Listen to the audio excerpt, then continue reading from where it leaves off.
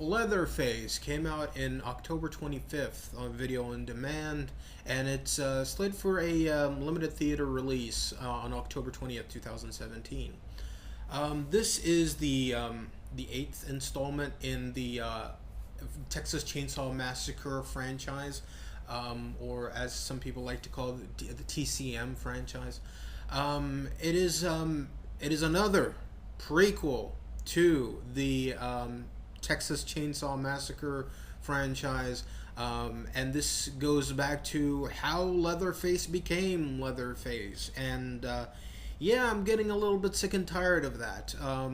We had already four prequels in this franchise. We didn't need another. But I will say that this was much more interesting and much more entertaining than I expected. It was really good. Steven Dorff plays a beat up cop, and his name is Hal Hartman. His kid dies in the first 5 minutes of the movie, and so the entire movie is him trying to get to the Sawyer family. And meanwhile, Jedediah Sawyer, who becomes Leatherface at the end of the movie, gets committed into a mental hospital, and 10 years later, you don't really know who Jedediah is. He's lost in four different characters, and you don't know who. And so, like the rest of the movie, you're pretty much trying to guess who is Jedediah, because Jed does change his name.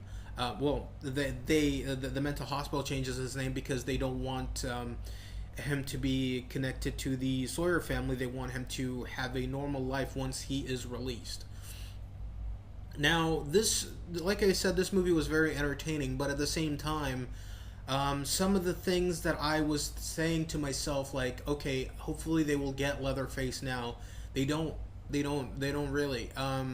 They try so hard. God bless them. But at the same time, I feel like everybody that's doing a sequel or a prequel to the Leatherface or Texas Chainsaw Massacre franchise, they haven't seen the first one. It just feels like they haven't seen the first one, because in this movie there's a lot of gore. There's partial nudity here.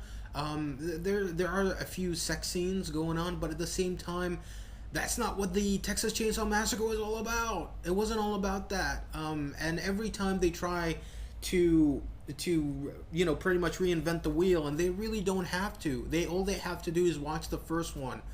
Leatherface is not supposed to be this muscular monster. He's not supposed to be that. And he's supposed to be like a kid that's trapped in an adult's body, that ceases to grow up, that is a mama's boy, and because he's a mama's boy, he dresses up like his mom. That's all it is. But they don't get it. I don't understand. There are no redeeming characters in this movie. There are no character here that I thought that, hey, I'm gonna root for this guy. Maybe Stephen Dorff's character, Hal Hartman, but at the same time, he does do things in this movie that really makes him out to be a horrible person.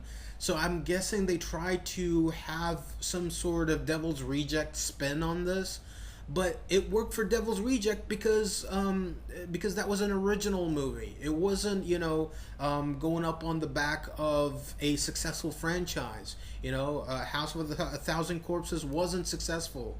So if this was called something else, maybe it would have been better. As a matter of fact, I do think it would have been better, because there are a lot of things in this movie that I thought that was very interesting. And it's so weird that two movies would come out in the same month. Two horror movies, two established franchises come out, and their newest installment resolves around characters that have been in the mental hospital. It's weird.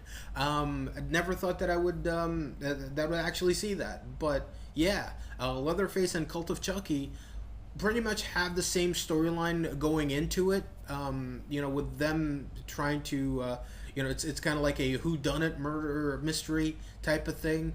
But at the same time, I did enjoy Cult of Chucky more. Leatherface, I would recommend it, kind of, if you have nothing else to do, or if you're marathoning the Leatherface, the Texas Chainsaw Massacre franchise. This would be, you know, a good installment. I wouldn't say it's the best, and I wouldn't even say it's the worst. I still think that New Generation was probably the worst. It had its flaws, but at the same time, they did a few things right. And and they did a few things right here, but at the same time, it's not to the point that I'm like, yep, this is a definitive Leatherface movie. So, yeah, I would give this movie, I want to say 3 out of 5, because there are good things in this movie. There are, you know, cool aspects in this movie. Stephen Dorff and Lily Tyler do play great roles, but they're not used much. That's what bothered me. And the girl that played the nurse was you know, just a you know, she was just this character that was always scared and such a coward, and she's not even strong or anything. So there's nothing redeemable about these characters. But at the same time, there are like the gore and the kills and the way that the storyline moves, and I liked the ending. I really did like the ending. I thought that the ending was perfect for this movie. But at the same time, all right, I'm gonna give it a 2.5 out of 5. I think that's fair. I'm gonna give it 2.5 out of 5. And with that being said, rate, comment, favorite, please subscribe, and check out my next video. I'll be talking about something else.